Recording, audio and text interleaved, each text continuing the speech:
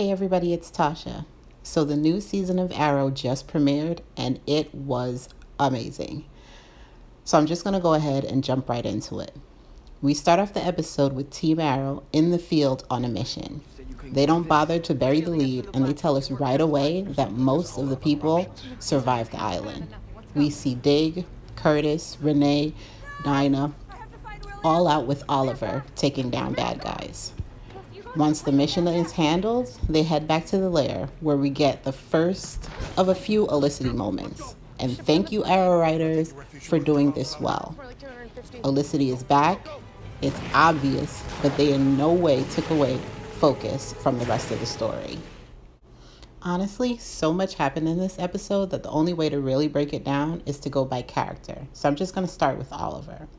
As I said before, him and Felicity are working on rekindling their relationship, but that is taking a backseat to all the other things that he's juggling, primarily being the sole parent of a very distraught and traumatized William, who is still suffering nightmares due to the death of his mother.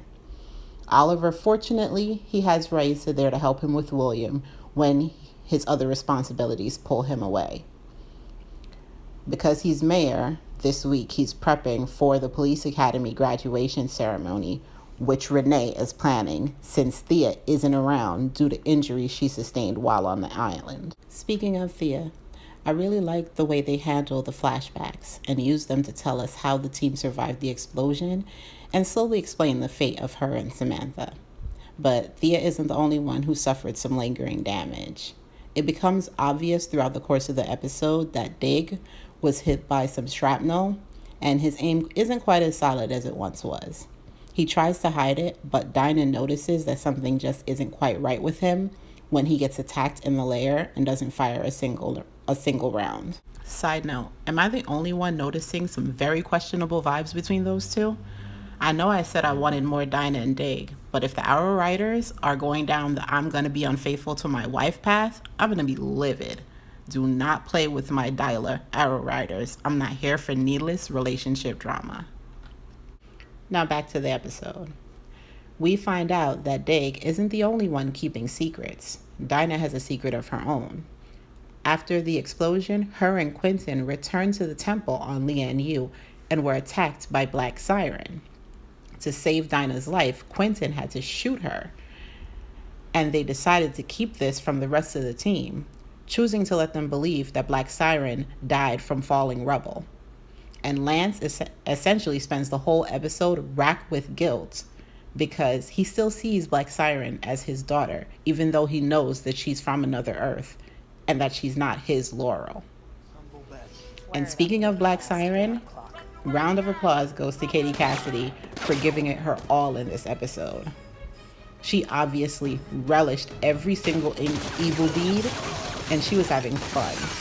And it was fun to watch her be front and center as the villain of this episode. She planned an assault on the police precinct to free one of her lackeys.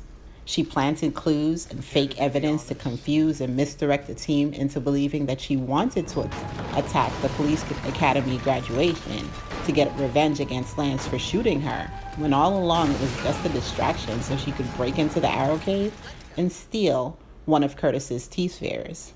The question is, what is she going to do with it?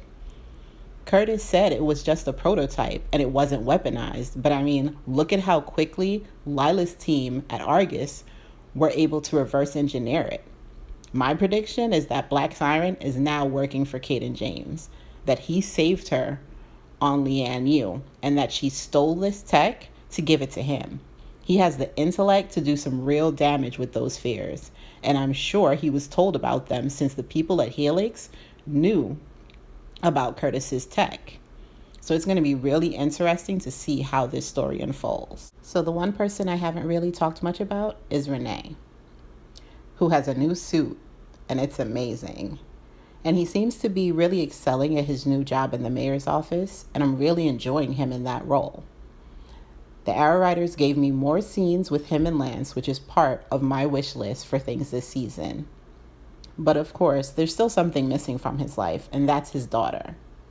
He missed out on the hearing because he was busy being kidnapped. So Oliver now having a solid understanding of the struggles of fatherhood, decides to put in a good word for him with the judge and manages to get him another hearing. The episode wraps up with Oliver leaving Renee to go visit Thea in the hospital, which is where we learn that she's in a coma. While he's there, Slade stops by for a visit where he lets Oliver know that he's leaving town to follow a lead on his son. Before Slade leaves, he tries to offer Oliver some words of wisdom about the consequences of walking between two worlds, and lets him know that he won't be able to be the father his son needs and the hero the city needs forever. And that ended up being some serious foreshadowing, because right after, Oliver goes home and has a heartwarming conversation with William and lets him know that he's going to do his best to always be there for him. But the last scene shows us that this is going to be a difficult promise for him to keep, because Oliver gets a frantic call from Felicity telling him to turn on the TV. When he does, he finds the news anchor broadcasting the Arrow's identity, which has been revealed in a photograph of Oliver in his Green Arrow costume. All I can say is the Arrow writers gave me everything I didn't even know I wanted in this premiere. It was fast-paced and intricate, and I loved it. Everything is so wide open for all these characters, and I can't wait to see where it goes next. So what did you guys think? Did you love the episode as much as me? Were you hoping that they held off on the reveal of who survived the island a little bit longer, maybe dragged it out a couple of episodes? And are you hyped to meet Richard Dragon and Kaden James? Or are you just more curious to find out the consequences of Oliver being unveiled as the Arrow?